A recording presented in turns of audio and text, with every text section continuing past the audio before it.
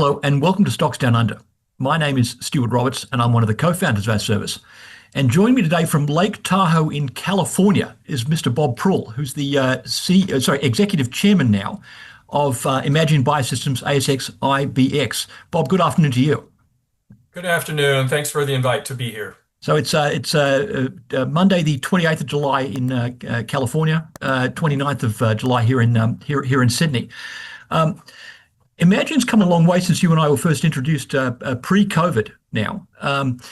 You now have some phase one data showing that your MagSense product can identify suspicious HER2 positive tumors showing up in the lymph nodes. So important tool in staging HER2 positive cancer. No one had achieved that before. So a world first from your little company. Absolutely, Stuart. And you're right that it's been a long process here, but I'll just wave the American flag here in honor of that big achievement. Thanks. When we first met, we were pursuing the development of, a whole new detection technology. And what our phase one data showed us was that, in fact, our imaging agent, our nanoparticles, work really well with conventional MRI.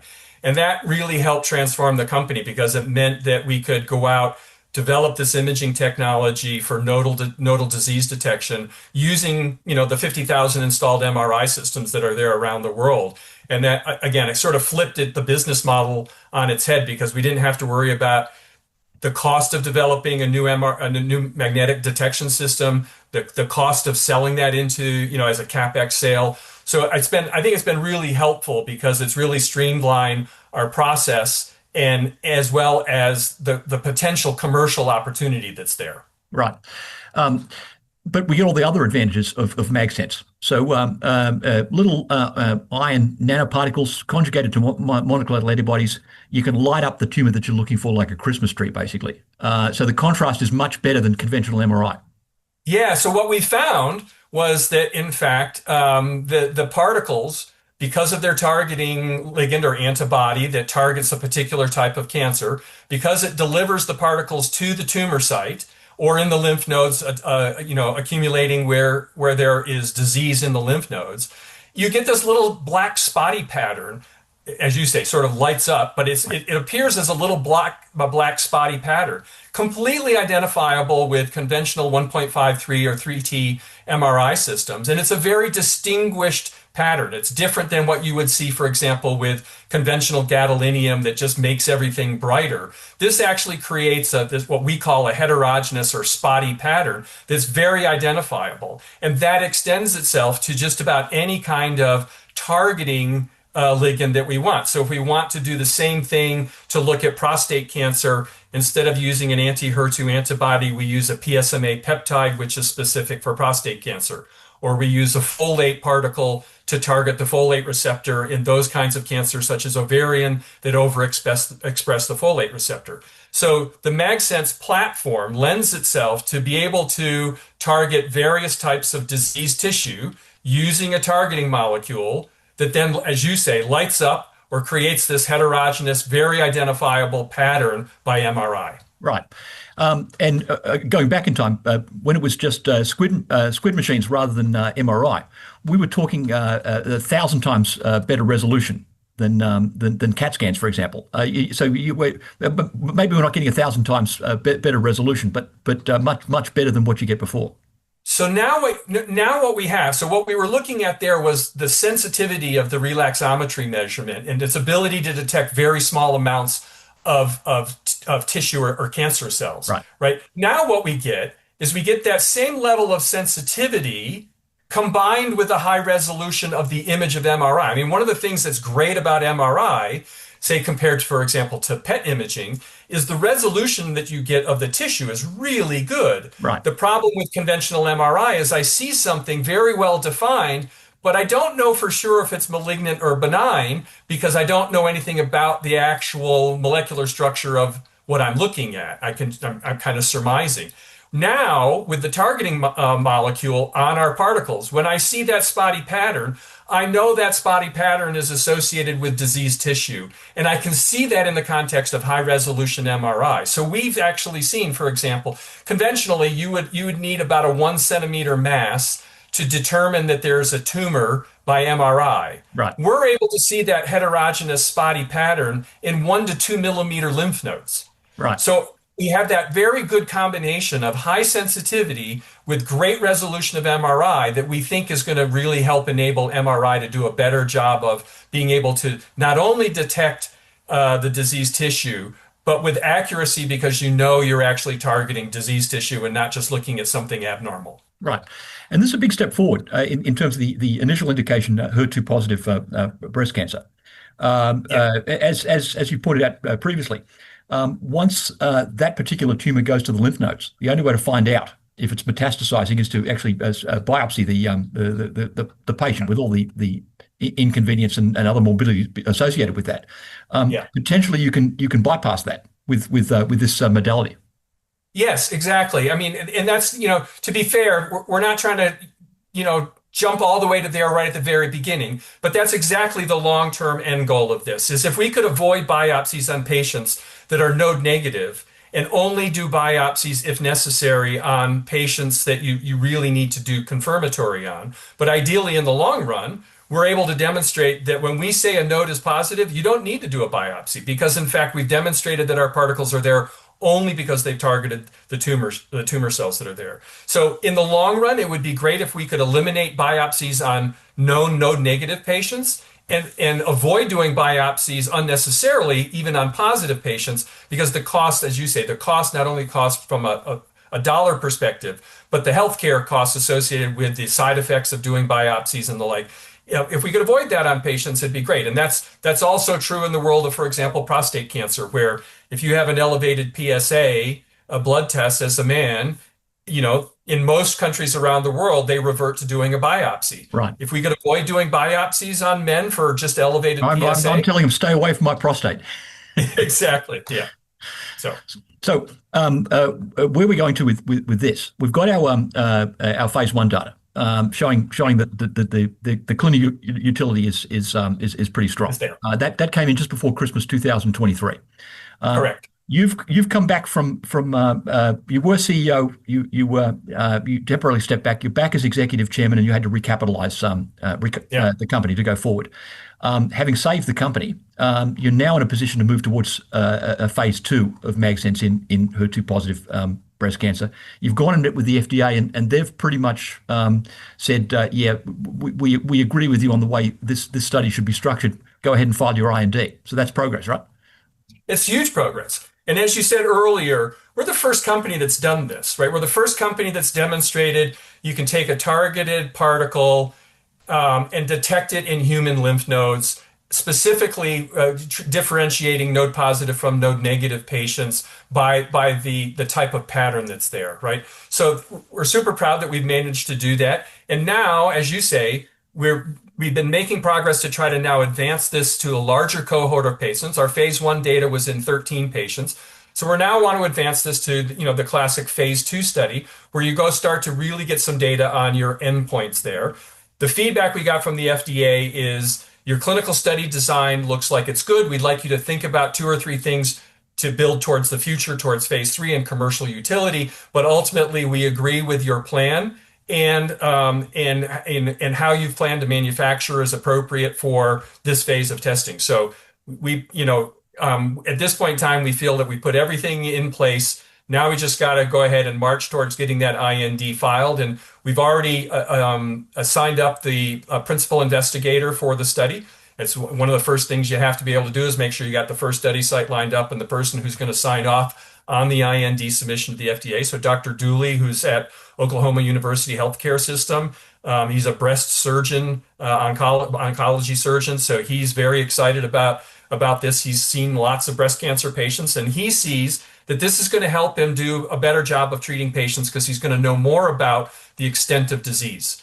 And that is exactly what we're trying to go after here. So we're very excited that FDA feedback was so positive, and in fact, they didn't put any additional hurdles in our way. And we're now marching towards getting that IND filed. And ideally, we may be able to be in a position with appropriate funding to start the study before the end of the year. Right. And banked up behind that is a number of interesting opportunities. And we talked about them a moment ago, prostate and ovarian cancer. are Yeah, easy opportunities for you because we know what ligand we need to go after there exactly. in terms of PSMA And folate. and folate for ovarian cancer. So that can follow fast behind what we're doing in HER2 positive breast cancer. Absolutely. That's a function of being able to have adequate funding to move those along. These are what we would refer to as, at the IND enabling phase. We have maybe one additional preclinical animal model that we want to work through. We've done most of our work in small animals. Typically, the FDA wants to see you move up into larger animals because biology just, as you move up into larger animals, it works more closer and closer towards the human biology, type of scenario. So we probably have one preclinical study in a larger animal set, and then we'd be ready to go into the classic GLP toxicology studies that are necessary to demonstrate, safety and toxicology. But those are ready to go if we had the appropriate funding, and they would move very quickly. Right. Given the experience and what we learned about how to advance the HER2 product, we now feel very confident that we could advance the other two and get them into a phase 1 study in a relatively short period of time because we know exactly what we have to do now that we've experienced the HER2 proof of principle. Well, what else is exciting to me is you've included in a recent presentation a chart showing that it's possible to use the quantitative nature of the signal to harness that to an AI engine and Yeah. markedly improve diagnosis from there. So we're basically an AI company with a medical device attached, right? Yeah. So I think one of the things that you are seeing, we also just recently announcing that we've added another clinical advisor who's an expert in MRI in prostate cancer. And I think one of the things that you are seeing with Imagine, what I referred to last year as Imagine 2.0. So when we had to restructure, there were, some painful things associated with restructure, but there were some very good things that came out of that restructuring. And one of those things is moving away from being a nanoparticle per se company and now becoming an imaging company. Right, And right. that's really a key thing. And in concert with that is very much what you just described, which is as we've seen generally in the medical imaging field, artificial intelligence and what's known as machine learning are doing a fabulous job of teasing more and more data out of the images that the equipment can achieve. So, an MRI scan, a trained radiologist is really good, but if you're a trained radiologist, but you only see one breast image a week because your patient load is there, versus somebody who's in a high volume cancer care center that might see 20 a day, right? Your ability to read these, is influenced by how much training and how much exposure you have. Well, what's nice about AI and ML is that it doesn't require that because it's got all these huge training sets. But what AI and ML depend on is the quality of the data in the image. And Yeah. that's where MagSense technology comes into play because effectively, these AI and ML algorithms rely on what's considered signal to noise ratio. How much data, real rich data, is there relative to the background noise that's there?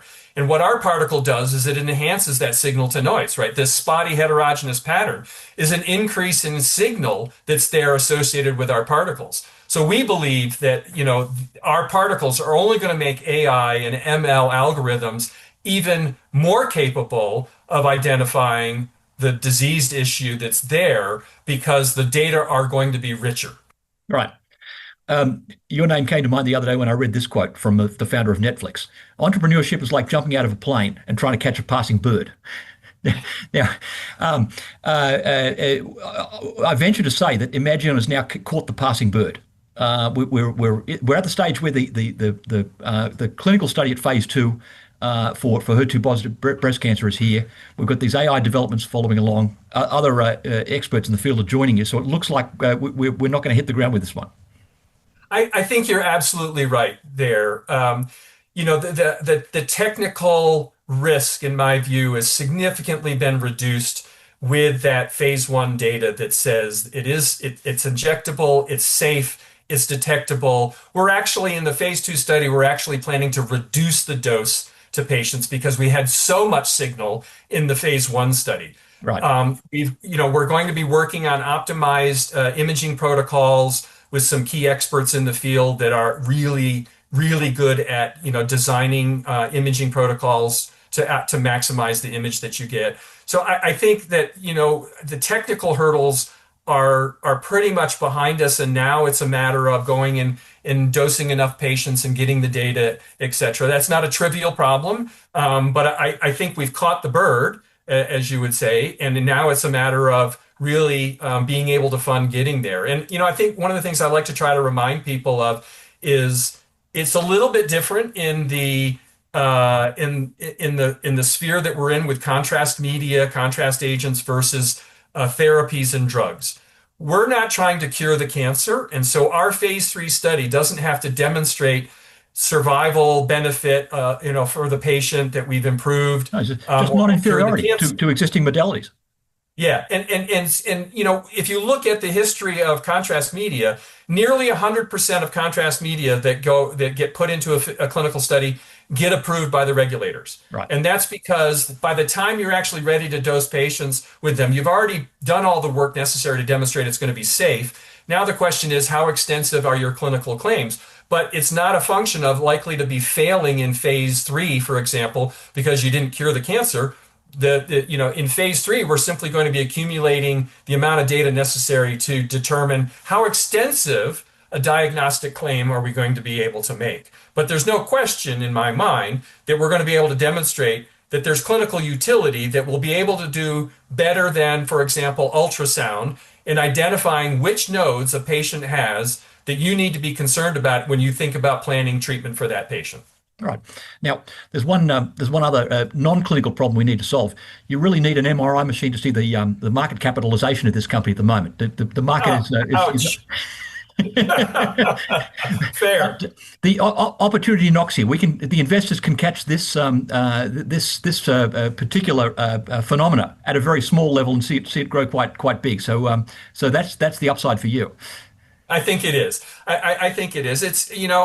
It's hard to understand why a company that normally, if you had a company that was in clinical phase with multiple products in the pipeline that were of the same nature that we're going to follow. It's not like we have 3 different drugs targeting different types of diseases. We've got 3 things that are in a pipeline. I think it's not fair to think that our valuation should be higher than where we are today, given where we are in having de-risked everything.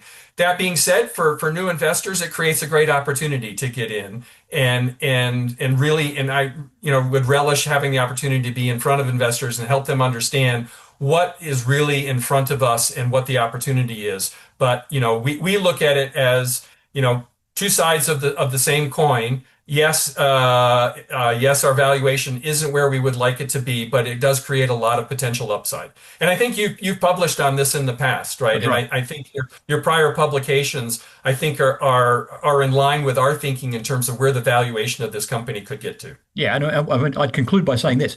Some of those publications were pre-COVID, and here we are on the sunny side of COVID, and history has not overtaken you yet. So, so the investors should pay attention for that reason, I think. Yeah, that's great. All right. Bob Proulx, thanks for joining Stocks Down Under. Very good, Stuart. Nice to see you again. Thanks.